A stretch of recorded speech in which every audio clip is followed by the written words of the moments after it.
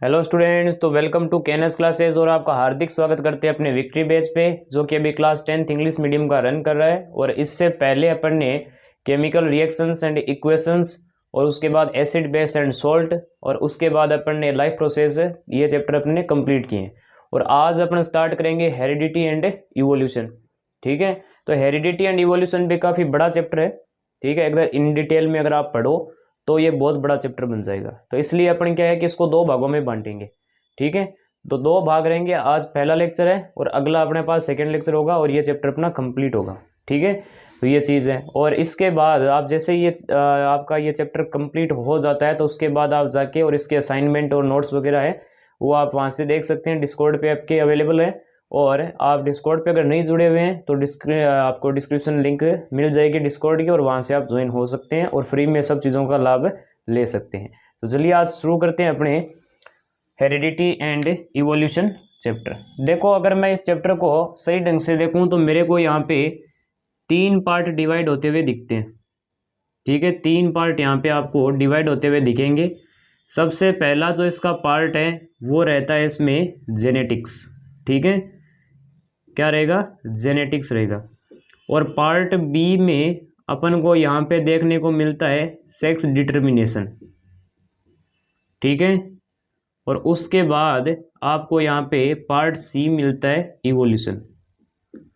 तो ये 3 पार्ट यहाँ पे मेन आपके कवर होने। सबसे पहला तो है जेनेटिक्स, दूसरा सेक्स डिटर्मिनेशन और पार्ट सी रहेगा इवोल्यूशन। अपन क्या करेंगे आज फर्स्ट लेक्चर के अंदर पूरा जेनेटिक्स को इन डिटेल में स्टडी करने वाले हैं। सेक्स डिटर्मिनेशन एंड इवोल्यूशन ये मिलके और अपने पास सेकंड लेक्चर रहेगा इसका। ठीक है, तो 2 पार्ट के अंदर अपन ने इसको बांट लिया है। ठीक है, 2 वीडियो आएंगे। पहले वीडियो के अंदर आज अपन जेनेटिक्स के बारे में अध्ययन करने वाले हैं और सेक्स डिटर्मिनेशन एंड इवोल्यूशन ये दोनों कंबाइन होकर और अपन इसका सेकंड पार्ट बनाएंगे। तो आज स्टार्ट करते हैं अपने क्या जेनेटिक्स। ठीक है, देखो जेनेटिक्स वर्ड है वो सबसे पहले विलियम बेटसन ने दिया था। ठीक है, ये इन्होंने सबसे पहले नाम दिया था, विलियम बेटसन ने नाम दिया था कि जेनेटिक्स। ठीक है, ये नाम है ना वो इन्होंने दिया था। फिर उसके बाद अगर मैं बात करूं तो फादर ऑफ जेनेटिक्स कौन है? ठीक है, तो फादर ऑफ अगर जेनेटिक्स की बात करें, जेनेटिक्स के जो जनकदाता है वो है ग्रिगार जॉन मेंडल। ठीक है, ग्रिगार जॉन मेंडल, इनके बारे में अभी और बात करेंगे अपने। तो सबसे पहले अगर मैं देखूं तो जेनेटिक्स में क्या होता है, जेनेटिक्स एक बायोलॉजी की ब्रांच है। ठीक है, जिसके अंदर किस चीज़ का अध्ययन होता है? तो पहली बात तो ये हो गई कि it is the branch of biology, यानी बायोलॉजी की एक ब्रांच है। ठीक है, विच डील्स विथ, किस चीज़ के साथ डील करता है? डील्स विथ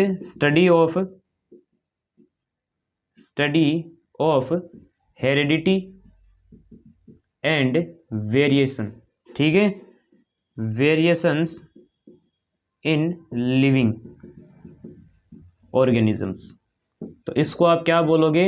इसको अपन बोलते हैं जेनेटिक्स। तो जेनेटिक्स क्या होता है? जेनेटिक्स के अंदर अपने पास 2 चीज़ों का अध्ययन रहता है, एक तो है हेरिडिटी और एक अपने पास है वेरिएशन। ठीक है, तो 2 चीज़ों का अध्ययन करेंगे अपने, एक तो हेरिडिटी का और एक वेरिएशन का। अब अगर मैं यहाँ पे बात करूँ तो हेरिडिटी और ये वेरिएशन होते क्या हैं? तो हेरिडिटी की अगर मैं बात करूं तो हेरिडिटी क्या होता है? हेरिडिटी होता है the transfer of genetic material from parents to their offspring. ठीक है, तो ये होता है अपने पास क्या? हेरिडिटी। हेरिडिटी का मतलब है कि जो अपने पास, आप बोल सकते हो जेनेटिक मटेरियल बोल दो या फिर यहाँ पे आप कैरेक्टर भी कह सकते हो, कोई दिक्कत नहीं है।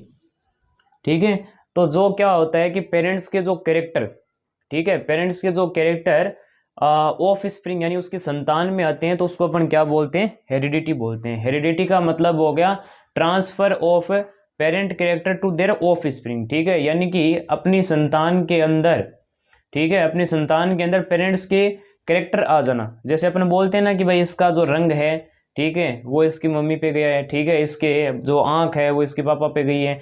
तो वो सारे जो कैरेक्टर होते हैं ना पेरेंट्स के, जो क्या होते हैं, वो अपनी संतान में आते हैं, तो उसको अपन क्या बोलते हैं, हेरिडिटी बोलते हैं। ठीक है, तो ये आपको यहाँ पे ध्यान में रखना है। अब उसके बाद अगर मैं बात करूँ तो हेरिडिटी क्या होता है अपने पास, हेरिडिटी अपने को एक्सप्लेन करता है क्या, सिमिलरिटीज बिटवीन ऑफ स्प्रिंग, ठीक है, या इसको प्रोजेनी भी बोल सकते हो आप, एंड पेरेंट्स। तो पेरेंट्स के बीच में जो अपने पास सिमिलरिटीज दिखती है, ठीक है, पेरेंट्स और प्रोजेनी के बीच में जो सिमिलरिटीज दिखती है, प्रोजेनी बोल दो या ऑफ स्प्रिंग बोल दो, यानी संतान।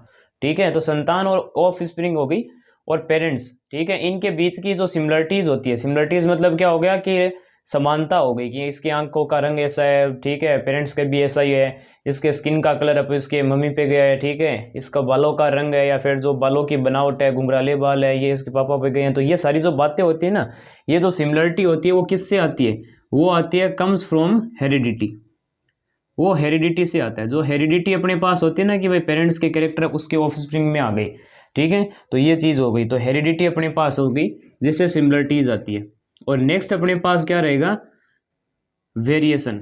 अब देखो ऐसा तो है नहीं कि एज टू एज जैसा का जैसे मतलब पेरेंट्स हैं वैसा का वैसा ही क्या हो जाए, बच्चा हो जाए, ये तो हो ही नहीं सकता। ठीक है, कुछ ना कुछ तो क्या होता है कि अपने पास डिसिमिलरिटी आती है, कुछ ना कुछ तो डिफरेंस आएगा ही आएगा पेरेंट्स और ऑफस्प्रिंग के बीच में।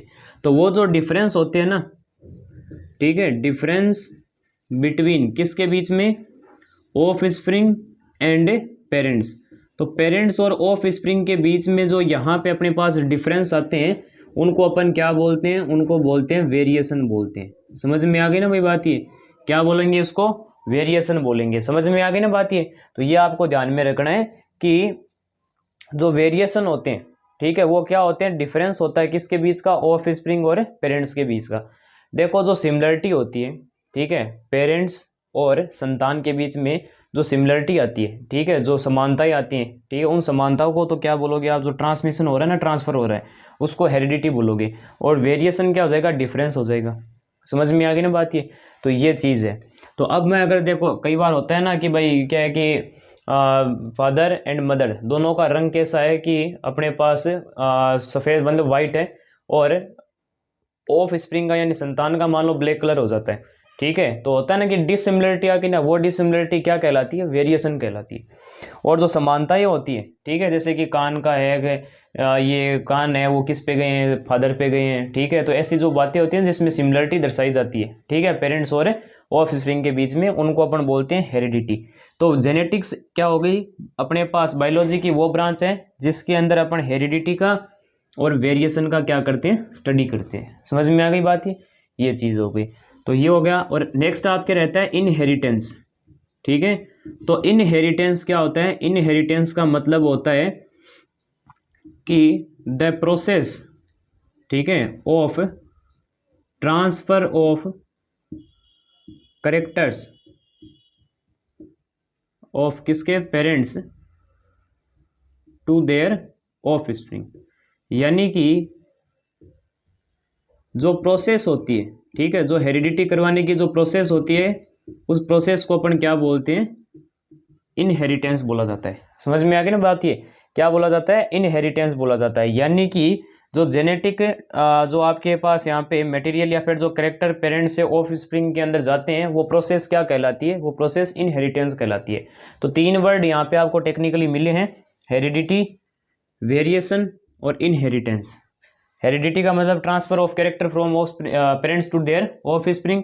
वेरिएशन का मतलब हो गया जो डिसिमिलरिटी रह जाती है या फिर डिफरेंस रह जाते हैं पेरेंट्स और ऑफ स्प्रिंग के बीच में, वो वेरिएशन हो गई। और इनहेरिटेंस अपने पास क्या हो जाएगा कि वो प्रोसेस हो गई अपने पास जिसके अंदर क्या होता है, पेरेंट्स के कैरेक्टर्स क्या होते हैं, ऑफ स्प्रिंग के अंदर आते हैं, वो प्रोसेस क्या कहलाती है, इनहेरिटेंस कहलाती है। अब अपन आते हैं थोड़ा बहुत जॉन मेंडल के बारे में पढ़ते हैं। ठीक है, तो ग्रिगोर जॉन मेंडल के अगर बारे में मैं बात करूं तो ग्रिगोर जॉन मेंडल है वो अपने पास टोटल 63 ईयर्स की आयु ली थी इन्होंने। ठीक है, तो ये कितने वर्ष तक जिए थे, 63 ईयर्स तक जिए थे। ठीक है, और इन्होंने क्या किया था, इन्होंने जेनेटिक्स को पहली बार एकदम सही ढंग से समझाया था। ठीक है। तो जेनेटिक्स शब्द को एकदम सही ढंग से जो समझाने वाले थे, एक्सपेरिमेंट वगैरह करके सब कुछ एकदम इन डिटेल में जो बात की थी ना, वो ग्रीगर जॉन मेंडल थे। ठीक है। और इन्होंने क्या एक्सपेरिमेंट किया था, किस पे किया था, इन्होंने किया था मटर के पौधे पे, पी प्लांट पे, जिसका साइंटिफिक नेम क्या होता है, पाइजम सेटाइवम। ठीक है, पाइजम सेटाइवम। तो पाइजम सेटाइवम नाम का जो पौधा यानी पी प्लांट, तो पी प्लांट पे इन्होंने क्या किया था, अपना डिस्कवरी किया था। ठीक है। और डिस्कवरी इन्होंने, देखो यहाँ पे इनके सक्सेस होने के जो कारण है, ठीक है, जो यहाँ पे इन्होंने मतलब यह है कि जीत हासिल की थी, उसके पीछे के जो कारण हैं वो कौन कौन से कारण है। सबसे पहला तो ये हो गया कि इन्होंने एक तो अपने एक्सपेरिमेंट के लिए जो पौधा का चुनाव किया है, जिस पौधे का चुनाव किया है, जिस प्लांट को इन्होंने सिलेक्ट किया था, वो एकदम केयरफुली किया था। ठीक है।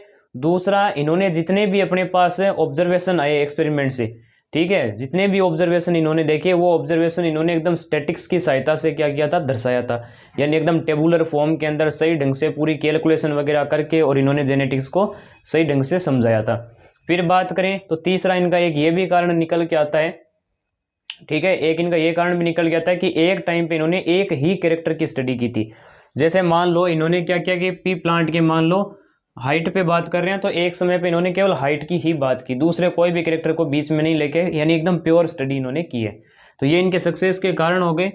फिर बात करें तो इन्होंने क्या किया, पी प्लांट को सिलेक्ट किया। तो पी प्लांट को सिलेक्ट करने का कारण क्या था, पी प्लांट को सिलेक्ट करने का पहला कारण तो ये है कि ये क्या होता है, अपने पास एक एनुअल प्लांट है। ठीक है, ये एक एनुअल प्लांट है। ठीक है, साल में क्या होता है, ये अपने पास इसकी ब्रीड निकलती है जो अपने पास, वो एनुअली साल में क्या होती है, एक बार निकलती है। ठीक है, तो इनकी क्या हो गई, अपने पास एनुअल प्लांट है, तो एक साल में क्या हो जाएगा, इसके सही ढंग से अच्छे पौधे निकल के आ जाएंगे। तो क्या हो जाएगा, कैरेक्टर अपने पास जो स्टडी होगी वो भी क्या हो जाएगी, आसान हो जाएगी। अब कहीं को पता चले पिंपल का पेड़ लेके बैठ गए और उसके ऊपर एक्सपेरिमेंट कर रहे हैं, तो कम से कम 40-50 साल तो उसको क्या हो जाएगा, उगने में लगेगा। फिर है वो क्या होगा, एकदम सही ढंग से जब वो उगेगा फिर उसके ऊपर एक्सपेरिमेंट किया जाएगा। ठीक है, और एक पौधे पे कितनी की स्टडी कर लोगे, और वो भी 40 साल बाद। ठीक है, इतने में तो क्या एक आदमी टपक भी जाएगा। तो ये चीज़ हो गई। तो एक एनुअल प्लांट लिया इन्होंने कि साल में एक बार जिसकी ब्रीड आती है वो लिया, और वो कौन था, पी प्लांट था। ठीक है, ये चीज़ हो गई। लाइफ स्पान इसकी कम होती है ना, इस वजह से। फिर क्या होता है कि पी प्लांट के जो फ्लावर होते हैं, ठीक है, पी प्लांट के जो फ्लावर होते हैं वो होते हैं बाइसेक्सुअल फ्लावर होते हैं। ठीक है, बाइसेक्सुअल फ्लावर का मतलब एक ही फ्लावर के अंदर आपको मेल रिप्रोडक्टिव पार्ट मिलेगा, ठीक है, और उसी फ्लावर के अंदर आपको फीमेल रिप्रोडक्टिव पार्ट भी मिल जाएगा। ठीक है, तो ये चीज़ हो गई। तो इससे क्या होगा, अपने पास प्योर ब्रीड बनाई जा सकती है। ठीक है, प्योर ब्रीड के ऊपर अपन यहाँ पे बात कर सकते हैं, एकदम अच्छी क्या होगी, यहाँ पे प्योर ब्रीड मिलेगी। तीसरा अगर मैं यहाँ पे बात करूँ तो यहाँ पे देखो, अगर इसी मेल का अपने पास पोलन ग्रेन लेके और इसी फ्लोर के अपने पास ओवेरी के अंदर गिरा देंगे तो वो क्या कहलाता है, वो सेल्फ पोलिनेशन कहलाता है। छोटी क्लासों में आप पढ़ के आए हुई। ठीक है, ये क्या कहलाता है, सेल्फ पोलिनेशन कहलाता है। और क्रॉस पोलिनेशन भी यहाँ पे आप करवा सकते हो, कोई दिक्कत नहीं है। क्रॉस पोलिनेशन करवाने के लिए आपको एक प्रोसेस लगानी पड़ती है जिसको बोलते हैं इमेस्कुलेशन। इमेस्कुलेशन क्या होता है, ठीक है, इमेस्कुलेशन क्या होता है कि एक ब्लेड लेके फीमेल या फिर मेल रिप्रोडक्टिव पार्ट को आप काट दो, ठीक है, और एक ही रहने दो, और ऐसे ही दूसरे प्लांट में कर लो आप, ठीक है, फिर उनकी आप क्या करवा दो, क्रॉस करवा दो। तो ये क्या हो जाएगा, अपने पास है क्रॉस पोलिनेशन भी आप इससे करवा सकते हो। ठीक है, और यहाँ पे क्या है कि इसमें कैरेक्टर भी अच्छे खासे हैं, 7 कैरेक्टर हैं। ठीक है, 7 कैरेक्टर टोटल मिलते हैं, और मेंडल ने सातों के सातों कैरेक्टर का यहाँ पे जिक्र किया है। जैसे कि सबसे पहला हाइट ऑफ द प्लांट, ठीक है, हाइट ऑफ द प्लांट बोल दो या स्टेम बोल दो। ठीक है, स्टेम की हाइट हो गई। कलर ऑफ सीड हो गया, सीड के कलर पे भी इन्होंने बात की।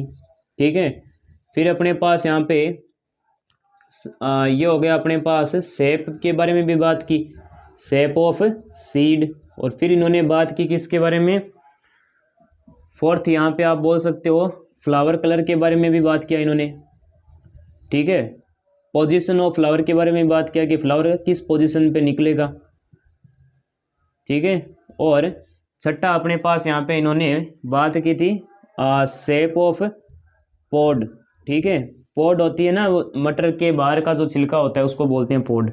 ठीक है, तो शेप ऑफ पॉड एंड यहाँ पे कलर ऑफ पॉड के बारे में भी बात किया। तो ये 7 अपने पास यहाँ पे कैरेक्टर थे, 7 कॉन्ट्रास्टिंग कैरेक्टर थे जिन पे मेंडल ने काम किया था। Height of stem, colour of seed, shape of seed, flower colour, position of flower, ठीक है, शेप ऑफ पॉड, ठीक है, कलर ऑफ पॉड। तो ये अपने पास 7 कैरेक्टर के बारे में इन्होंने अध्ययन किया, ठीक है। तो ये आपको यहाँ पे ध्यान में रखना है। तो ये 7 आपके कैरेक्टर हैं, ये मेंडल ने आपके डिस्कवर किए थे। तो ये चीज़ हो गई। तो इस वजह से क्या हुआ, मेंडल ने पी प्लांट पे ही अपनी डिस्कवरी जारी रखी। और बाद में क्या होता है कि जैसे ही इनकी रिसर्च कंप्लीट होती है तो इनकी डेथ हो जाती है, ये कहा जाता है। और अपने पास क्या था, 3 साइंटिस्ट हुए थे, उन्होंने फिर क्या किया कि रीडिस्कवरी की थी, मेंडल के खोज की थी वापस। मतलब जो मेंडल ने जो जो चीज़ें बताई थी ना, वो सारी की सारी क्या हुई, वापस रीडिस्कवर की गई। और रीडिस्कवर करने वाले कौन थे? कार्ल कोरेंस थे, ठीक है, और इरविक स्केडमार्क था। तो ये सारे कुछ इसमें आते हैं। हुगो दी वेरियस 3 साइंटिस्ट थे और इन्होंने क्या किया था, सन 1900 के अंदर मेंडल के ही वर्क को वापस रीडिस्कवर किया था। और बाद में क्या हुआ कि मेंडल ने जो 3 लॉ दिए थे और उन 3 लॉ को फिर ये इन्होंने बांट दिया उन 3 लॉ को। जैसे सबसे पहला होता है अपने पास लॉ ऑफ डोमिनेंस, ठीक है, लॉ ऑफ डोमिनेंस। फिर आता है लॉ ऑफ सेग्रीगेशन, ठीक है, लॉ ऑफ सेग्रीगेशन। और थर्ड होता है लॉ ऑफ इंडिपेंडेंट असॉर्टमेंट। तो ये चीज़ हो गई इंडिपेंडेंट असॉर्टमेंट। तो ये अपने पास क्या हुए, मेंडल के 3 लॉ थे, ठीक है, जो कि वापस रीडिस्कवर किए गए थे 3 साइंटिस्ट के द्वारा सन 1900 के अंदर, ठीक है। तो ये आपको यहाँ पे ध्यान में रखना है। तो ये मैंने आपको टोटल इसके बारे में बता दिया, आपको बेसिक है वो आपको बता दिया कि जेनेटिक्स क्या है और जेनेटिक्स के पीछे की क्या कहानी रही थी, किन्होंने रीडिस्कवर किया था, किन्होंने डिस्कवर किया था, कौन फादर है, और ये यहाँ पे जेनेटिक्स होती क्या है, ठीक है। तो ये मैंने आपको पूरा डिटेल बता दी। अब अपन आगे चलते हैं। तो पहले आप इसको सही ढंग से देखिए, समझ में नहीं आया तो वापस आप रिवाइंड करके देख सकते हैं, ठीक है। तो पहले आप ये नोट कीजिए, उसके बाद अपन आगे चलते हैं, कर लीजिए। तो अब अपने आगे चलते हैं और देखेंगे जेनेटिक टर्मिनोलॉजी के बारे में, ठीक है, जेनेटिक टर्मिनोलॉजी। तो जेनेटिक जो टर्मिनोलॉजी है उसके बारे में अपन को बात करनी है, यानी कौन कौन से ऐसे टेक्निकल वर्ड हैं, ठीक है, जो आपको कंफ्यूज करते हैं जेनेटिक में बनाए गए हैं, ठीक है। तो सबसे पहला जो यहाँ पे है वो रहेगा अपने पास कैरेक्टर, ठीक है। अब कैरेक्टर क्या होता है, देखो सबसे पहले मैं अगर बात करूँ तो कैरेक्टर होता है well defined morphological and physiological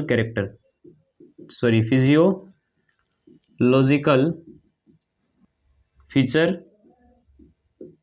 ठीक है, ऑफ एन लिविंग, ठीक है, इज कॉल्ड कैरेक्टर। देखो कोई भी अगर लिविंग अपने पास है, लिविंग ऑर्गेनिज्म है, तो उस लिविंग ऑर्गेनिज्म का मॉर्फोलॉजिकल यानी बाहरी रूप और फिजियोलॉजिकल यानी अंदर का, ठीक है, जो भी अपने शरीर के अंदर की चीज़ें हैं, जो भी फीचर्स हैं, वो क्या कहलाते हैं, किसी ऑर्गेनिज्म के कैरेक्टर कहलाते हैं। समझ में आ गई बात ये।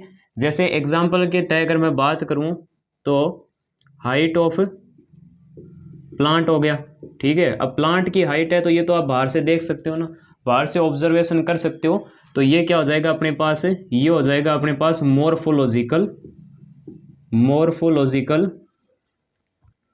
फीचर हो जाएगा, ठीक है। उस प्लांट का क्या हो जाएगा, मॉर्फोलॉजिकल फीचर। जैसे कि मान लो एक मॉर्फोलॉजिकल और मैं अगर उठाऊं तो आप देख सकते हो यहाँ पे कलर ऑफ सीड, ठीक है। तो कलर ऑफ सीड के अगर बारे में मैं बात करूंगा तो ये भी क्या हो जाएगा, मॉर्फोलॉजिकल फीचर हो जाएगा, ठीक है। ऐसे में अगर बात करूं तो कलर ऑफ हेयर, इसको भी आप बाहर से देख सकते हो, तो ये क्या हो जाएगा, मॉर्फोलॉजिकल फीचर हो जाएगा, ठीक है। जैसे कि अगर मैं यहाँ पे अब अगर बात करूं ABO ब्लड ग्रुपिंग, तो जो ब्लड ग्रुपिंग है वो ब्लड ग्रुपिंग तो आपको पता है कि ये तो अंदर की चीज़ हो गई, ये तो आप बाहर से आदमी को देख के थोड़ी बता सकते हो कि यार इसका ये ब्लड ग्रुप है, नहीं बता सकते ना। तो ये क्या हो जाएगा अपने पास, ये हो जाएगा फिजियोलॉजिकल फीचर, ठीक है, फिजियोलॉजिकल क्या हो जाएगा, फीचर हो जाएगा। तो ये चीज़ हो गई। अब जैसे कि मान लो मैं बात करता हूँ यहाँ पे, एक बात और कर लेते हैं यहाँ पे। जैसे आपको यहाँ पे मैंने बोल दिया कि किसी भी बंदे के अगर मेरे को जीन देखने हैं कि रिसेसिव है या फिर कुछ और है, तो जीन के बारे में अगर मैं बात करूँगा तो ये भी एक क्या हो जाएगा, फिजियोलॉजिकल फीचर हो जाएगा। ठीक है, नेचर ऑफ जीन एक क्या होता है, फिजियोलॉजिकल फीचर होता है। समझ में आ गई बात ये? तो ये आपको यहाँ पे ध्यान में रखना चाहिए। अब अगर मैं यहाँ पे आपको और बताऊँ, ठीक है, तो दूसरा यहाँ पे आप कैरेक्टर क्या लिख सकते हो, देखो ये समझ में आ गया ना आपको। ठीक है, तो अब मैं यहाँ पे आगे बात करता हूँ। तो नेक्स्ट इसकी आप हेडिंग डाल सकते हो ट्रेट। ठीक है, अब देखो ट्रेट क्या होता है। ट्रेट होता है अपने पास ऑल्टरनेटिव फॉर्म्स ऑफ कैरेक्टर। तो ट्रेट होते हैं अपने पास क्या, जैसे अभी मैंने बोला था ना कॉन्ट्रास्टिंग ट्रेट्स, मेंडल ने 7 कॉन्ट्रास्टिंग ट्रेट के बारे में खोज की थी। तो ट्रेट क्या होते हैं, ऑल्टरनेटिव फॉर्म होती है कैरेक्टर की ऑल्टरनेट फॉर्म। जैसे कि मान लो मैंने जैसे ऊपर उठाया ये हाइट ऑफ प्लांट, तो हाइट ऑफ प्लांट तो एक कैरेक्टर है, पर इसके ऑल्टरनेटिव फॉर्म 2 है, या तो प्लांट टॉल होगा या तो प्लांट क्या होगा, ड्वार्फ होगा। समझ में आ गया ना बात? ये टॉल होगा यानी या तो लंबा होगा या तो प्लांट क्या होगा, बोना रह जाएगा। तो ये 2 अपने पास क्या होती है, इसकी ऑल्टरनेट फॉर्म हो गई। तो टॉल और ड्वार्फ क्या कहलाएंगे, ट्रेट कहलाएंगे। समझ में आ गई बात ये? जैसे कि मान लो मैंने यहाँ पे बोल दिया कलर ऑफ सीड। ठीक है, तो कलर ऑफ सीड अपने पास, देखो कलर ऑफ सीड तो एक क्या हो गया, कैरेक्टर हो गया। पर अगर मैं यहाँ पे ये लिख देता हूँ कि ग्रीन, ठीक है, और येलो, तो या तो क्या होगा, सीड का कलर ग्रीन रहेगा या तो येलो रहेगा। तो ये अपने पास क्या हो जाएगा, यहाँ पे ट्रेट हो गई। ठीक है, जैसे कि मान लो मैंने यहाँ पे ऐसे बोल दिया कि पोजीशन ऑफ फ्लावर। ठीक है, फ्लावर की पोजीशन, तो फ्लावर की अगर मैं पोजीशन के बारे में बात करूँ तो या तो क्या होगा, एक्सियल होगा या तो फिर क्या होगा, टर्मिनल होगा। ठीक है, एक्सियल का मतलब क्या हो गया, अपने पास जैसे ये स्टेम है तो फ्लावर इसके क्या हो गए, इसे टर्मिनल ये अपने पास लग गए, एक्सिस पे लग गए। और टर्मिनल का मतलब होता है स्टेम के एकदम एंड पे। ठीक है, तो ये चीज़ हो गई। तो एक्सियल और टर्मिनल ट्रेट हो गए, और पोजीशन ऑफ फ्लावर एक अपने पास क्या हो गया, कैरेक्टर हो गया। समझ में आ गई बात ये? जैसे कि मान लो मैंने बोल दिया यहाँ पे, एक और ले लेते हैं एग्जाम्पल इसका, ABO ब्लड ग्रुपिंग मान लो मैंने ले लिया। तो ABO ब्लड ग्रुपिंग तो एक मेरे पास क्या हो गया, कैरेक्टर हो गया, और वो भी कौन सा, फिजियोलॉजिकल। पर इसके ऑल्टरनेट फॉर्म या तो AB या AB या O, ये 4 यहाँ पे क्या बैठते हैं अपने पास, प्रोबेबिलिटी बैठती है, या तो A हो सकता है या तो B या तो AB या तो O। तो ये अपने पास क्या हो जाएंगे, ट्रेट हो गए, और ये अपने पास क्या हो जाएगा, यहाँ पे ये आपके पास हो जाएगा क्या, कैरेक्टर। समझ में आ गई बात ये? तो आपको भी यहाँ पे दिख रहा होगा कि एक कैरेक्टर के लिए, ठीक है, एक कैरेक्टर के लिए अपने पास ट्रेट कितने हो सकते हैं, ट्रेट अपने पास हो सकते हैं या तो देखो एक के 2 या 2 से ज़्यादा ही रहेगा मेरे पास। ठीक है भाई, ऑल्टरनेट अगर फॉर्म देख रहे हो तो एक कैरेक्टर के लिए अपने पास कितने ट्रेट बैठेंगे, 2 या 2 से ज़्यादा। समझ में आ गई बात ये? तो ये आपको यहाँ पे ध्यान में रखना है। तीसरा देख लो अपने यहाँ पे जीन। तो जीन अपने पास अगर यहाँ पे आपको देखनी है तो जीन क्या होगा, जीन होता है functional segment of genetic material. ठीक है, जेनेटिक मटेरियल, और जेनेटिक मटेरियल क्या होता है, या तो DNA होता है या तो RNA होता है। ठीक है, DNA की फुल फॉर्म क्या होती है, DNA की फुल फॉर्म होती है डीऑक्सी राइबोज न्यूक्लिक एसिड। ठीक है, और RNA की क्या होती है, RNA की होती है राइबोज न्यूक्लिक एसिड। तो ये आप इसके फुल फॉर्म ध्यान में रखिए, DNA या RNA ये जेनेटिक मटेरियल होते हैं। ठीक है, जीन के बारे में बताएंगे। DNA का फुल फॉर्म होता है deoxy ribose nucleic acid, RNA का होता है राइबोज न्यूक्लिक एसिड। ठीक है, और DNA और RNA अगर मैं बात करूं तो किस से मिलके बनते हैं, शुगर। ठीक है, DNA और RNA किस से बनते हैं, शुगर से। ठीक है, फॉस्फेट से, और यहाँ पे नाइट्रोजीनियस बेस। ठीक है, तो इन 3 चीज़ों का कॉम्बिनेशन होता है DNA RNA। ठीक है, शुगर, फॉस्फेट और नाइट्रोजीनियस बेस, इन 3 से मिलके क्या होता है अपने पास DNA और RNA बनते हैं। ठीक है, अगर DNA अपने पास, हाँ, तो DNA और RNA अपने पास जेनेटिक मटेरियल है। मान लो ये मैंने एक जेनेटिक मटेरियल उठा लिया। ठीक है, ये एक जेनेटिक मटेरियल है, और इस जेनेटिक मटेरियल को मान लो मैंने क्या किया, 1 2 3 4 5 मान लो टुकड़ों के अंदर काट दिया। मान लो इस टुकड़े के पास है क्या, इन्फॉर्मेशन है, किस चीज़ की, इन्फॉर्मेशन ऑफ, मान लो यहाँ पे प्रोटीन सिंथेसिस की है। मान लो यहाँ पे इंफॉर्मेशन है प्रोटीन बनाने की, ठीक है, और इस सेगमेंट के पास मान लो अपने पास कोई यहाँ पे इंफॉर्मेशन नहीं है किसी भी चीज़ की, और यहाँ पे मान लो ये जो है भाई 3 मैंने ले ली ना, ये तीसरा मान लो टुकड़ा है, इस तीसरे टुकड़े पे मान लो अपने पास है इंफॉर्मेशन है किसकी, कलर ऑफ आई की, ठीक है, कलर ऑफ आई की इंफॉर्मेशन है। फिर मान लो चौथे टुकड़े के पास कोई यहाँ पे इंफॉर्मेशन नहीं है, और पांचवें टुकड़े पे मान लो यहाँ पे है information of height, height of मान लो प्लांट की क्या है यहाँ पे अपने पास, सॉरी प्लांट कहाँ से हो जाएगा, प्लांट के कहाँ से आई होने लग गई, ठीक है, तो ऑर्गेनिज्म मान लेता हूँ यहाँ पे कोई, तो इन्फॉर्मेशन यहाँ पे क्या है, हाइट ऑफ द ऑर्गेनिज्म है, ठीक है। तो यहाँ पे इंफॉर्मेशन अपने पास है ऑर्गेनिज्म के हाइट की। तो इनमें से देखो ये पूरा जेनेटिक मटेरियल है, और इस जेनेटिक मटेरियल में से अपने पास क्या नजर आ रहा है आपको कि पहला, तीसरा और पांचवे के पास कुछ ना कुछ इंफॉर्मेशन है, यानी ये तो फंक्शनल है। तो जो फंक्शनल सेगमेंट होते हैं, ठीक है, जिसके पास कुछ ना कुछ इंफॉर्मेशन होती है, जैसे पहला, तीसरा और पांचवा टुकड़ा, इनके पास कुछ ना कुछ इंफॉर्मेशन है और ये सेगमेंट फंक्शनल है, तो ये सेगमेंट क्या कहलाते हैं, ये जीन कहलाते हैं। समझ में आ गई बात ये। और जबकि अपने पास दूसरा, चौथा, ये दो पार्ट अपने पास क्या है, नॉन फंक्शनल है, तो ये क्या हो गए, अपने पास जीन नहीं होंगे, ठीक है। तो जीन क्या होगा, जिसके पास कुछ ना कुछ इंफॉर्मेशन होगी। भाई पूरा जेनेटिक मटेरियल उठा लिया, मान लो मैंने एक डीएनए को क्या कर दिया, एकदम लंबा कर दिया, डीएनए को लंबा करने के बाद मैंने मान लो यहाँ पे कुछ सेगमेंट काट लिए। अब वो सेगमेंट जिसके पास कुछ ना कुछ इंफॉर्मेशन होगी या फिर वो फंक्शनल होगा, वो सेगमेंट क्या कहलाएगा, जीन कहलाएगा, ठीक है। और फिर चौथा अगर मैं यहाँ पे बात करूँ तो आप क्या आ जाएगा, एलील। एलील क्या होता है, एलील बस यही हो जाएगा ऑल्टरनेटिव फॉर्म किसकी, ऑल्टरनेटिव फॉर्म किसकी, जीन की। तो जीन की ऑल्टरनेट फॉर्म क्या कहलाती है, एलील कहलाती है। जैसे मान लो मेरे पास किसी चीज़ की इन्फॉर्मेशन है, अपने पास है हाइट की, ठीक है, कोई जीन है जिसके पास मान लो क्या है, हाइट की अपने पास क्या है, इन्फॉर्मेशन है। तो हाइट की इन्फॉर्मेशन अगर उसके पास है तो या तो क्या होता है, टॉल होता है या तो ड्वार्फ होता है। टॉल के लिए सिंबल होता है कैपिटल टी और ड्वार्फ के लिए होता है स्मॉल टी। तो ये क्या हो जाएंगे, कैपिटल टी और स्मॉल टी, ये दोनों क्या हो जाएगी, ये एलील हो जाएगी। समझ में आ गई बात ये क्या हो जाएगी, एलील हो जाएगी। मान लो मेरे पास ब्लड ग्रुपिंग है, ठीक है, तो अगर मेरे को ब्लड ग्रुपिंग के मान लो किसी भी जीन के पास ब्लड ग्रुपिंग का क्या है, इन्फॉर्मेशन है, तो उसके पास क्या होगा, अपने पास 3 एलील होती है, आई ए, आई बी और आई ओ, ठीक है। तो ये अपने पास क्या होती है, आई ए, आई बी और आई ओ, ये अपने पास क्या होती है, ब्लड ग्रुपिंग की ये होती है, एलील होती है। समझ में आ गई बात ये। तो ये चीज़ हो गई, यानी ऑल्टरनेट फॉर्म हो गया। समझ में आ गई। यानी कि मान लो किसी के पास अगर मान लो इन्फॉर्मेशन है ब्लड ग्रुपिंग की है, तो उसमें क्या होगी, 3 एलील होगी। कौन सी, आई ए, आई बी और आई ओ।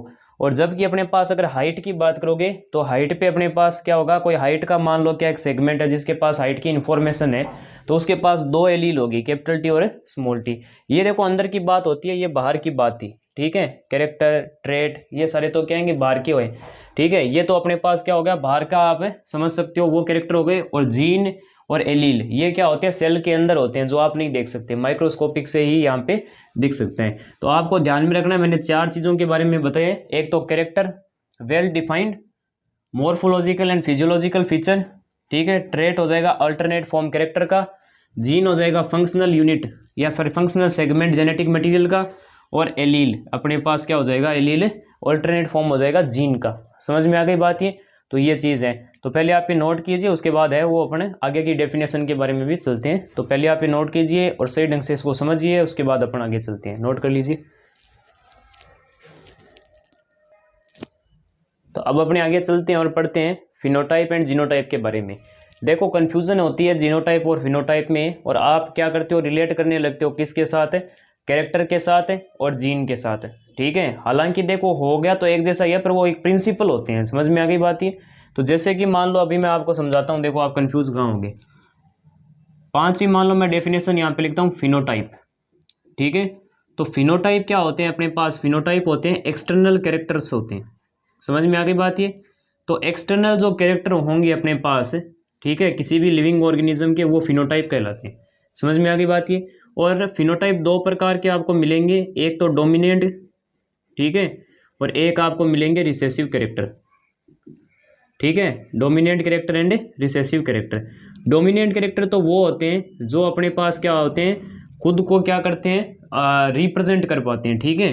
ये क्या होते हैं, रिप्रेजेंट इटसेल्फ, जो खुद को रिप्रेजेंट कर सकते हैं उनको अपन बोलते हैं डोमिनेंट, ठीक है। और जो अपने पास दूसरों को क्या करते हैं, रिप्रेजेंट नहीं कर पाते, ठीक है, नॉट रिप्रेजेंट इटसेल्फ, खुद को अगर रिप्रेजेंट नहीं कर पाएंगे तो उसको अपन बोलते हैं रिसेसिव। समझ में आ गई बात ये। जैसे एग्जांपल अगर मैं आपको ले आऊँ तो हाइट ऑफ प्लांट, ठीक है, हाइट ऑफ प्लांट एक कैरेक्टर है, ठीक है, और कैरेक्टर होने के साथ साथ ये एक फिनोटाइप भी है, ठीक है। और मैंने कहा देखो फिनोटाइप मतलब एक्सटर्नल कैरेक्टर हो गए, ठीक है। तो एक्सटर्नल कैरेक्टर मान लो हाइट ऑफ प्लांट मैंने अगर उठाया है यहाँ पे, तो इसके दो केस पॉसिबल है, या तो टॉल होगा और या तो ड्वार्फ होगा। ये इसके क्या हो गए, दो ट्रेट हो गए, ये इसके क्या हो गए, दो ट्रेट हो गए। और इन ट्रेट में अगर मैं बात करूं तो ट्रेट में क्या होता है, तो टॉल होता है, ठीक है, जो टॉल होता है वो अपने पास क्या होता है, डोमिनेंट होता है, ठीक है, डोमिनेंट कैरेक्टर होता है। देखो नेचर भी क्या करती है, डोमिनेंट, देखो एक डोमिनेंट कैरेक्टर होता है, एक रिसेसिव कैरेक्टर होता है। नेचर भी चाहती है कि सबको डोमिनेंट कैरेक्टर ही मिले, तो ज़्यादातर क्या होते हैं, डोमिनेंट कैरेक्टर ही मिलते हैं, लगभग क्या होते हैं, टॉल प्लांट ही आपको मिलेंगे, ठीक है। तो यहाँ पे क्या होता है कि टॉल हो गया डोमिनेंट कैरेक्टर, और बोना रहना ये एक रिसेसिव कैरेक्टर है, ठीक है, ये एक अपने पास क्या हो गया, रिसेसिव कैरेक्टर हो गया। जैसे कि मान लो मैं यहाँ पे अगर उठा लेता हूँ क्या, शेप ऑफ सीड, तो शेप ऑफ सीड की अगर बात करें तो दो होंगे अपने पास, राउंड एंड रिंकल। तो राउंड एंड रिंकल अपने पास क्या हो गए, यहाँ पे दो क्या हो गए, ट्रेट हो गए, जिसमें से राउंड होना, राउंड सीड का क्या होता है अपने पास, डोमिनेंट कैरेक्टर होता है ये, जबकि रिंकल अपने पास क्या होता है, एक रिसेसिव कैरेक्टर होता है। समझ में आ गई बात ये। जैसे कि मान लो मैं यहाँ पे एक और आपको अगर ले आऊँ, ठीक है, तो ये हो जाएगा अपने पास कलर ऑफ सीड। सीड का कलर तो हो गया, सॉरी यहाँ पे पॉड लिख लेते हैं।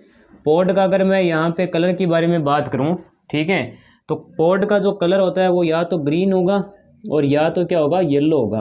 पर इसमें से ज़्यादा डोमिनेट कौन करता है, ग्रीन, और रिसेसिव कौन रहता है, येलो, ठीक है। तो डोमिनेट तो वो हो गए जो खुद को रिप्रेजेंट कर लेते हैं, ठीक है, और रिसेसिव वो जो खुद को रिप्रेजेंट नहीं कर पाते, ठीक है। तो ये आपको ध्यान में रखना है। अब दूसरा आ जाओ जीनोटाइप पे, ठीक है। जीनोटाइप क्या होता है, जीनोटाइप होता है जेनेटिक कंस्टिट्यूशन, ठीक है, जेनेटिक कंस्टिट्यूशन ऑफ लिविंग।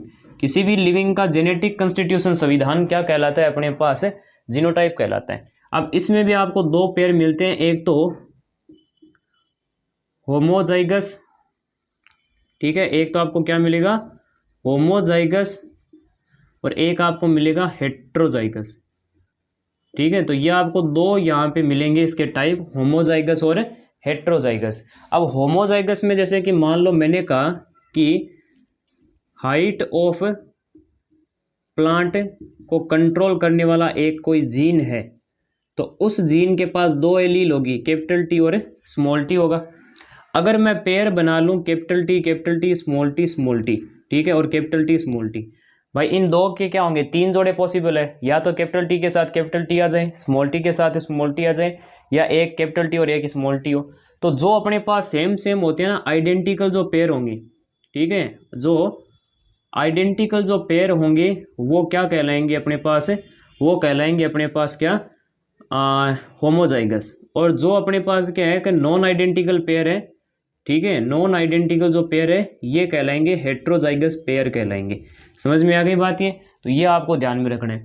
जैसे कि मान लो मैंने यहाँ पे कहा कि कलर ऑफ सीड, तो सीड के कलर क्या होंगे, इसको कंट्रोल करने वाला मान लो कोई जीन है, ठीक है, तो उस जीन के मान लो अपने पास क्या हो जाएगा, मान लो कैपिटल वाई और स्मॉल वाई, ये दो मान लो उसके क्या है, एलील है, ठीक है, ये दो मान लो क्या है, इसके एलील है। तो इन एलील में से अगर क्या करूं मैं, इनके पेयर बनाऊं, तो अपने पास क्या होंगे, तीन पेयर पॉसिबल होंगे, ठीक है। एक तो कैपिटल वाई के साथ कैपिटल वाई आ जाए, स्मॉल वाई के साथ स्मॉल वाई आ जाए, कैपिटल वाई के साथ स्मॉल वाई आ जाए।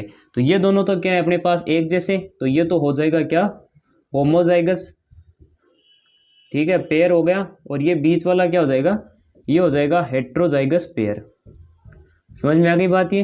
तो ये मैंने को आपको बताना था, ये अपने पास बेसिक तो हो ही गया, ठीक है, ये आपको मैंने बता दिया जीनोटाइप के बारे में और फिनोटाइप के बारे में।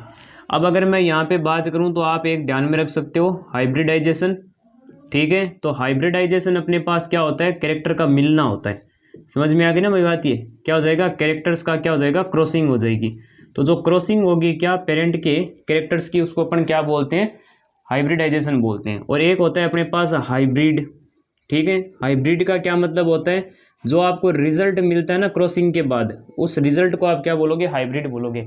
जैसे कि मान लो आप बोल सकते हो फल हो गया, ठीक है, परिणाम स्वरूप जो भी आपको चीज़ मिलेगी वो क्या कहलाएगा, हाइब्रिड कहलाएगा। समझ में आ गई बात? ये तो ये चीज़ आपको ध्यान में रखनी है। जैसे कि प्लांट के सीड है वो एज ए हाइब्रिड हो गए। तो हाइब्रिड का कहने का मतलब यही है कि कोई भी अगर आपको चीज़ वहाँ पे प्राप्त होती है ना एज ए रिजल्ट, तो उसको आप हाइब्रिड बोल देना, ठीक है। जैसे कि मान लो मैंने कहा कैपिटल टी और कैपिटल टी दोनों मिल के मान लो क्या हो गए, कैपिटल टी बना लिया, तो ये एक हाइब्रिड हो गया। समझ में आ गई ना बात? ये तो ऐसे चीज़ है। तो जो भी रिजल्ट मिलेगा ना क्रॉसिंग से, उसको आप क्या बोलोगे, हाइब्रिड बोलोगे। अब आपके सिलेबस में दो क्रॉस है, एक तो है मोनो हाइब्रिड क्रॉस और एक है बाई हाइब्रिड क्रॉस, ठीक है, di hybrid cross. Mono hybrid cross में क्या होता है, एक टाइम पे एक कैरेक्टर की स्टडी करनी होती है, और डाई हाइब्रिड का मतलब है दो कैरेक्टर की study at a one time करनी है। समझ में आ गई ना बात? ये मोनो हाइब्रिड का मतलब एक कैरेक्टर की स्टडी एक टाइम पे, डाई हाइब्रिड का मतलब दो कैरेक्टर की स्टडी एक साथ, तो उसको अपन डाई हाइब्रिड बोलते हैं, ठीक है। तो ये चीज़ आपको समझ में आ गई। अब मैं आपको मोनो हाइब्रिड और डाई हाइब्रिड क्रॉस के एग्जाम्पल करवा के, और ये पूरा का पूरा है वो आपके एकदम क्लियर हो जाएगा, ठीक है। तो ये डेफिनेशन मैंने आपको सारी बता दी जेनेटिक्स के संबंधित। अब अपन चलते हैं ये मोनो हाइब्रिड क्रॉस और डाई हाइब्रिड क्रॉस कैसे करवाते हैं उसके बारे में बात करेंगे। तो पहले नोट कीजिए, उसके बाद अपन आगे चलते हैं, कर लीजिए। तो अब अपने आगे चलते हैं, ठीक है, और पढ़ेंगे मोनो हाइब्रिड क्रॉस के बारे में। पर उससे पहले एक छोटा सा आपको क्विक रिवीजन बता देते हैं। जैसे कि मान लो अगर मेरे पास ये लिखा हुआ है कि हाइट ऑफ प्लांट, ठीक है, हाइट ऑफ प्लांट, तो दो ही होगा, या तो होगा वो अपने पास टॉल और या तो होगा ड्वार्फ, ठीक है, या तो टॉल होगा या तो क्या होगा, ड्वार्फ होगा। अब टॉल होने के क्या क्या चांसेस रहेंगे, टॉल होने के चांसेस रहेंगे कैपिटल टी और कैपिटल टी स्मॉल टी, ठीक है। ये दोनों तो आइडेंटिकल है, तो कैपिटल टी तो टॉल के लिए है और कैपिटल टी स्मॉल टी। अब ये ड्वार्फ का हो गया और ये अपने पास एलील केस का हो गया, टॉल का हो गया। पर टॉल और ड्वार्फ दोनों साथ में आएंगे तो डोमिनेट कौन करेगा, अपने पास टॉल करेगा, क्योंकि टॉल अपने पास डोमिनेट कैरेक्टर होता है, और ड्वार्फ एक ही केस में आएगा, स्मॉल टी के केस में। तो ये जो लिया है आपने हाइट ऑफ प्लांट, ये तो हो गया क्या अपने पास कैरेक्टर, और कैरेक्टर की ऑल्टरनेट फॉर्म ये हो गई, ये हो गई ट्रेट। समझ में आ गई बात? ये क्या हो गई, ट्रेट हो गई। और यहाँ पे अपने पास टॉल को हैंडल करने वाला एक जीन होगा, ठीक है, और ड्वार्फ को भी कंट्रोल करने वाला कोई ना कोई एक जीन होगा। और जीन की alternate form capital T small T हो गई, जिनको अपन क्या बोलते हैं, एलील बोलते हैं। ये अपने पास दोनों एक जैसे कैरेक्टर हो गए, तो ये हो गया होमोजाइगस,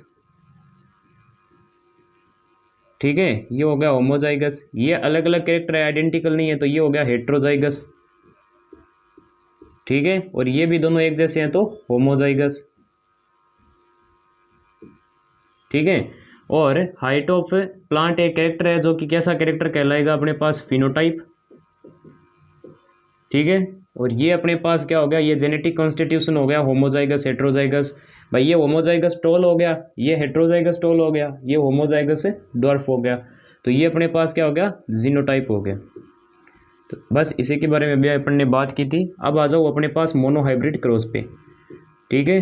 तो मोनो हाइब्रिड क्रॉस क्या होंगे अपने पास, जिसमें एक टाइम पे एक ही कैरेक्टर की स्टडी करनी है। जैसे कि अपने पास मान लो मैंने ले लिया हाइट ऑफ प्लांट, ठीक है। तो हाइट ऑफ प्लांट में अपने पास ये जब आप करोगे क्या मोनो हाइब्रिड क्रॉस, तो इसमें सबसे पहले आप क्या करोगे, यहाँ पे प्योर कैरेक्टर ले लो। तो यहाँ पे मैंने ले लिए प्योर होमोजाइगस टॉल और प्योर होमोजाइगस ड्वार्फ, ठीक है। ये अपन ने क्या किया, एक बार प्योर कैरेक्टर ले लिए, ठीक है। ये पेरेंट जीन इसके लिख देंगे कैपिटल टी, भाई एक बार प्योर लो ताकि हाइब्रिड सारी प्योर बने।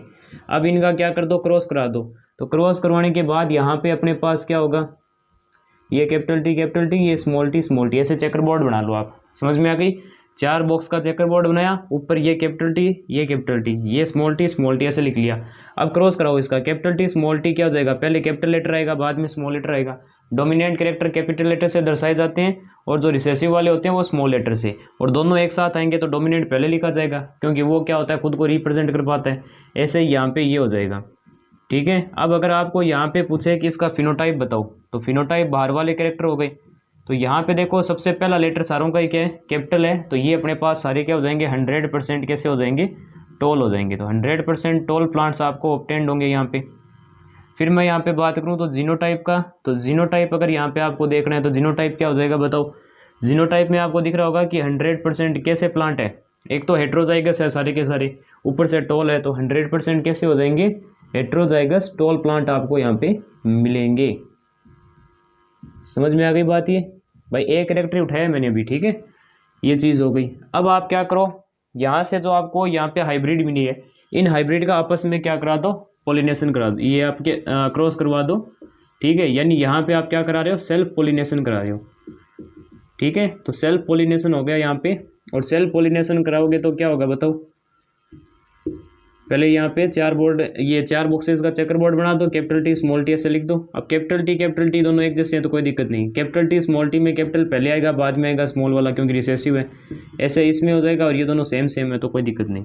तो यहाँ से अगर आपको पूछे कि यहाँ पे आप फिनोटाइप बताओ, तो फिनोटाइप आपको यहाँ पे क्या मिलेगा, पहला लेटर देखो सारों का, यहाँ पे 3 का क्या है अपने पास कैपिटल है, तो यहाँ पे आप देखोगे या तो टॉल होगा या तो ड्वार्फ होगा। तो टॉल और ड्वार्फ का रेशियो क्या हो जाएगा, 3 तो यहाँ पे टॉल है, 1 प्लांट ड्वार्फ मिल रहा है, ठीक है। और अगर इसमें अपन जीनोटाइप की बात करें तो जीनोटाइप की अगर मैं यहाँ पे बात करूँगा तो अलग अलग कैरेक्टर, ये अलग अलग आप यहाँ पे पेयर उठा लो एलील का, तो कैपिटल टी स्मॉल टी एक ये है, ये तो इसके जैसे ही हो गया, और स्मॉल टी, तो इनका रेशियो कितना आ रहा है, इसका आ रहा है 1, ऐसे 2 है और ऐसे 1 है, तो 1:2:1 का रेशियो आपको यहाँ पे मिलेगा। तो ऐसे मोनो हाइब्रिड क्रॉस करवाए जाते हैं। समझ में आ गई बात, ये एकदम क्लियर, ठीक है। तो अब अपन आगे चलते हैं और पढ़ते हैं डाई हाइब्रिड क्रॉस के बारे में। तो पहले आप ये नोट कीजिए, उसके बाद अपन आगे चलते हैं, नोट कर लीजिए। तो अब अपने आगे चलते हैं और पढ़ते हैं डाई हाइब्रिड क्रॉस के बारे में, ठीक है। तो देखो डाई हाइब्रिड क्रॉस, अब डाई हाइब्रिड क्रॉस में क्या होता है, 2 कैरेक्टर का साथ में क्रॉस करवाया जाता है। जैसे कि मान लो मैंने यहाँ पे एक कैरेक्टर उठा लेता हूँ, एक तो किसका, कलर ऑफ सीड का, ठीक है, और एक उठा लेते हैं साइज का, या फिर शेप ले लेते हैं यहाँ पे, शेप ऑफ सीड का, ठीक है। तो 2 कैरेक्टर उठा लिए, एक तो कलर ऑफ सीड, एक शेप ऑफ सीड। अब कलर ऑफ सीड या तो क्या होगा अपने पास, येलो होता है, और या तो क्या होगा, ग्रीन होगा। येलो यहाँ पे डोमिनेट होता है तो इसको एक कैपिटल लेटर दे देते हैं, कैपिटल वाई, और ग्रीन को दे देते हैं स्मॉल वाई। और शेप ऑफ सीड में क्या होगा, राउंड होगा, ठीक है, या तो फिर रिंकल होगा। और राउंड और रिंकल में से अपने पास राउंड वाला क्या होता है, डोमिनेट, तो इसको कैपिटल लेटर से, कैपिटल आर से इसको रिप्रेजेंट कर देते हैं, और रिंकल वाले को स्मॉल आर से रिप्रेजेंट कर देते हैं। अब इन दोनों का साथ में क्रॉस करवाना है। पहले प्योर का करवाओगे ना आप, तो यहाँ पे आप पहले क्या कर दो, प्योर राउंड, ठीक है, प्योर राउंड येलो सीड उठा लो, और इसका क्रॉस करवा दो आप किसके साथ, प्योर रिंकल ग्रीन सीड के साथ। तो यहाँ पे आप क्या देखोगे कि कैपिटल आर और कैपिटल वाई का क्रॉस करवाना है अपन को, किसके साथ है, यहाँ पे आपको करवाना है स्मॉल आर और स्मॉल वाई के साथ। तो इनका अपन को क्या कराना है, क्रॉस करवाओगे। तो यहाँ पे आपके पास पहले कैपिटल आर और स्मॉल आर आप यहाँ पे कराओगे। देखो डाई हाइब्रिड क्रॉस होता है ना, वो मेंडल के किस लॉ से डिपेंड करता है, तो इंडिपेंडेंट असॉर्टमेंट जो आपके था, ठीक है, इंडिपेंडेंट असॉर्टमेंट, तो जो आपके थर्ड लॉ था ना मेंडल का, उससे ये क्या करता है, बिलोंग करता है। तो यहाँ से कैपिटल आर स्मॉल आर ये आपके बना लेंगे कैपिटल आर और स्मॉल आर, ठीक है, सबसे पहले अपन ने जो देखा था। ऐसे ही 100% इसके बन जाएंगे कैपिटल वाई और स्मॉल वाई के। अब इसके आपको क्या बनानी है, गेमेट्स बनानी है। तो गेमेट बनाने का एक तरीका मैं आपको बताता हूँ। देखो, एक तो लिख लो कैपिटल आर स्मॉल आर। अब हो सकता है कैपिटल आर के साथ चला जाए कैपिटल वाई, या तो स्मॉल वाई भी जा सकता है, और या तो कैपिटल वाई ये अपने पास क्या हो जाएगा, और या तो स्मॉल वाई भी जा सकता है। तो यहाँ से तो आ रहा है कैपिटल वाई और कैपिटल आर, और यहाँ से आ जाएगा कैपिटल आर और स्मॉल वाई, यहाँ से आ जाएगा स्मॉल आर और कैपिटल वाई, और यहाँ से स्मॉल आर स्मॉल वाई। तो ये आपके पास 4 गैमेट बन गए। ठीक है, नंबर ऑफ गैमेट्स का फॉर्मूला क्या होता है? नंबर ऑफ गैमेट्स का फॉर्मूला होता है 2 की पावर n। n वहाँ पे क्या होता है? n होता है नंबर ऑफ हेट्रोजाइगस पेयर। ठीक है, क्या हो जाएगा? Number of heterozygous pair. तो यहाँ हेट्रोजाइगस पेयर कितने हैं? 2 हैं, तो n की वैल्यू यहाँ पे कितनी हो जाएगी? 2। तो 2 की पावर 2 कितना हो गया? 4। और 4 ही गैमेट अपने पास यहाँ पे बने हैं। ठीक है, नंबर ऑफ चेकर बोर्ड का भी फॉर्मूला यही है, number of boxes in checker board. तो चेकर बोर्ड के अंदर बॉक्सेस अगर आपको निकालने हैं तो इसका भी आपके पास यही होगा, क्या? 2 की पावर n। n यहाँ पे क्या होता है? n का यहाँ पे होता है मीनिंग नंबर ऑफ एलील्स। तो कितनी एलील्स है यहाँ पे आपको दिख रहा होगा? 1 2 3 4, 4 एलील है, तो n की वैल्यू 4 रखो। 2 की पावर 4 यानी 16, यानी चेकर बोर्ड में कितने होंगे? 16 अपने पास है बॉक्सेस बनेंगे। समझ में आ गई बात? ये तो 1 2 3 4, ये मैंने यहाँ पे बना दिया, टोटल 16 बॉक्स बना दिए। समझ में आ गई बात? ये अब ये गैमेट्स जो आपने बनाए हैं ये यहाँ उतारो, कैपिटल आर और capital Y, capital R small Y, small R capital Y, और यहाँ पे क्या है? Small R small Y.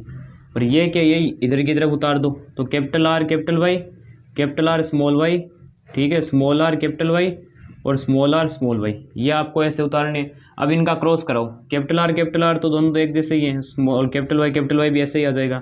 ऐसे ही इसमें देखो, capital R capital Y small Y. अब ऐसे आपको क्या करना है? इसमें क्रॉस करवाते जाओ। समझ में आ गई ना बात? ये चीज़ है। तो यहाँ पे आपको बस ऐसे क्रॉस करवाते जाना है, capital R small Y, capital R और स्मॉल आर, तो कैपिटल पहले स्मॉल बाद में, कैपिटल वाई और स्मॉल वाई। ठीक है, तो ऐसे आपको क्या करना है? ये पूरी की पूरी टेबल है वो आपको यहाँ पे फिलअप करनी है। समझ में आ गई बात? ये हाँ, तो ऐसे आप है वो इसको फिलअप करते जाइए। ठीक है, पहले कैपिटल आएगा बाद में स्मॉल आएगा, और सेम है तो कोई दिक्कत नहीं है, आपको उसको वैसे के वैसे ही उतार दो। तो ऐसे बस आपको यहाँ पे सिंपली ये उतारना है। तो ये आपके चेकर बोर्ड हो गया। अब यहाँ पे अगर आपको पूछे कि इसका फिनोटाइप बताओ, तो फिनोटाइप यहाँ पे क्या पॉसिबल हो सकता है? 4 केस ही होंगे। या तो अपने पास राउंड एंड ग्रीन सीड आए, सॉरी राउंड एंड अपने पास कैसा आ जाए? येलो सीड आ जाए। ठीक है, और या तो फिर अपने पास क्या होगा? राउंड एंड ग्रीन सीड हो, या तो फिर अपने पास क्या होगा? रिंकल एंड यहाँ पे अपने पास येलो सीड हो, और या तो होगा अपने पास क्या? रिंकल एंड ग्रीन सीड हो। ठीक है, तो ये अपन को रेशियो यहाँ पे बताना है। तो रेशियो कैसे बताओगे? देखो अपने पास यहाँ पे 4 एलील दिख रहे हैं, एक जोड़े के अंदर 4 दिख रहे हैं ना। ठीक है, तो अगर आपको राउंड वाला देखना है, इसका मतलब 1 नंबर पे देखो कैपिटल आर, और 3 नंबर पे आप क्या देखोगे? Capital Y. ऐसे देखो कितने हैं? 1 2 3 4 5 6 7 8 9, तो ऐसे 9 है अपने पास। ठीक है, फिर राउंड के लिए कैपिटल आर हो जाएगा, और ग्रीन के लिए यहाँ स्मॉल वाई देखना है। तो कितने हो जाएंगे बताओ यहाँ पे? ऐसे 1 2, ठीक है, 3, तो ऐसे 3 ही है अपने पास। फिर आपको रिंकल देखना है, तो यहाँ पे ये स्मॉल आर आ जाएगा, और इस जगह क्या देखना है? कैपिटल वाई देखना है। तो ऐसे देख लो, शुरुआत में देख लो आर वाले, तो यही नजर आ जाएंगे आपको। 1 ये रहा, 2 और 3, तो 3 ऐसे हैं, और 1 अपने पास ये हो गया। ठीक है, ये तो सामने दिख रहा है ना भाई, टोटल 16 ही तो है अपने पास। तो ये चीज़ हो गई। तो यहाँ पे जो रेशियो आएगा फिनोटाइपिक वो 9:3:3:1 का आएगा। समझ में आ गई बात ये? और जब जीनोटाइप अगर आपको देखना है, तो जीनोटाइप के लिए आप यहाँ पे क्या करोगे बताओ? जीनोटाइप के लिए आप यहाँ पे क्या करोगे? अगर आपको जीनोटाइपिक रेशियो चाहिए, ठीक है, तो जीनोटाइपिक रेशियो के लिए आप क्या करो? अलग अलग प्रकार के पेयर को खोजो। जैसे सबसे पहला तो यही उठा लो, क्या हो जाएगा? Capital R capital Y. दूसरा देखो ये इससे अलग है, तो ये भी उठा लो, capital R capital Y small Y. फिर ये उठा लो अपने पास, ये भी अलग आ गया, capital R small R capital Y. फिर capital R small R capital Y small Y. ठीक है, ये भी नहीं आया तो इसको भी उठा लो। ठीक है, फिर अपने पास ये capital R capital Y small Y, ये रहा। ठीक है, मैच कर गया, कैपिटल आर स्मॉल वाई। ठीक है, ये अपने पास यहाँ पे नहीं आया है तो इसको उठा लो अपने पास, कैपिटल आर स्मॉल वाई। फिर कैपिटल आर स्मॉल वाई, ये रहा। Capital R capital Y small Y, ये कहीं मिला है क्या अभी तक? ये नहीं मिला। तो कैपिटल आर स्मॉल वाई, उसके बाद कैपिटल आर कैपिटल वाई। ठीक है, ये अपने पास ये रहा। ठीक है, capital R capital Y small Y, ये रहा। स्मॉल आर कैपिटल वाई, ये नहीं आया तो स्मॉल आर कैपिटल वाई और capital Y. Small R capital Y small Y, ये भी उठा लो, ये भी नहीं आया। फिर capital R capital Y small Y, ये रहा। कैपिटल आर स्मॉल वाई, ये रहा। Small R capital Y small Y, ये आ गया। स्मॉल आर और स्मॉल वाई, ये भी उठा लो। तो अब अपने पास देखने हैं कि ऐसे कितने आए हैं। तो कैपिटल आर कैपिटल वाई ऐसे कितने मिलेंगे, देखो एक ये रहा। ठीक है, और उसके बाद नहीं है, यानी कि एक ही है ऐसा। तो फिर उसके बाद क्या आएगा, capital R capital Y small Y, ऐसे देखो कितने हैं। एक तो ये रहा। ठीक है, एक ये रहा, दो। ठीक है, तो ऐसे अपने पास है कितने, दो आ गए। फिर ऐसे देखो कैपिटल आर कैपिटल वाई और ये आ गया कैपिटल वाई, तो ऐसे देखने अपने पास। तो ऐसे देखो कहाँ है, ऐसा नहीं है, एक ही है। फिर अपने पास है कैपिटल आर और कैपिटल वाई स्मॉल वाई, ऐसे देखो कितने हैं, एक ये रहा, दो। ठीक है, एक ये रहा अपने पास, तीन। ठीक है, ये चीज़ हो गई, तीन हो गए अपने पास, और ये आ गया अपने पास एक और ऐसा, चार। ठीक है, तो ऐसे अपने पास कितने हो गए, चार हो गए। फिर अपने पास क्या देखना है, कैपिटल आर और स्मॉल वाई ऐसे देखने अपने पास। तो ऐसा अपने पास ये हो गया, एक ही है ये तो ये आ जाएगा एक। फिर कैपिटल आर स्मॉल वाई, तो कैपिटल आर स्मॉल वाई ऐसा देखना है। तो ये अपने पास हो गया ऐसा, एक तो ये रहा, एक ये रहा, तो ऐसे दो आ रहे हैं। फिर स्मॉल आर और कैपिटल वाई एक ये रहा। ठीक है, और तो नहीं है, तो यानी एक ही है। फिर उसके बाद है small R capital Y small Y, ये दो हैं, और ऐसा कितना हो जाएगा, एक। तो रेशियो कितना आ रहा है आपके पास, रेशियो आ रहा है 1:2:1:4। ठीक है, और ठीक है, ये चीज़ हो गई। और यहाँ पे हो गया 1:4, 1:1:1:1। ठीक है, तो ये अपने पास हो गया इसका ये जीनोटाइपिक रेशियो। समझ में आ गई बात ये? तो ये चीज़ है अपने पास। तो ये हो गया अपने पास है डाई हाइब्रिड क्रॉस। और नेक्स्ट अपने पास जो लेक्चर रहेगा वो सेक्स डिटर्मिनेशन पे और इवोल्यूशन पे रहेगा। ठीक है, तो नेक्स्ट लेक्चर जल्दी आएगा, तब तक के लिए पढ़ाई करते रहें। जय राजस्थान।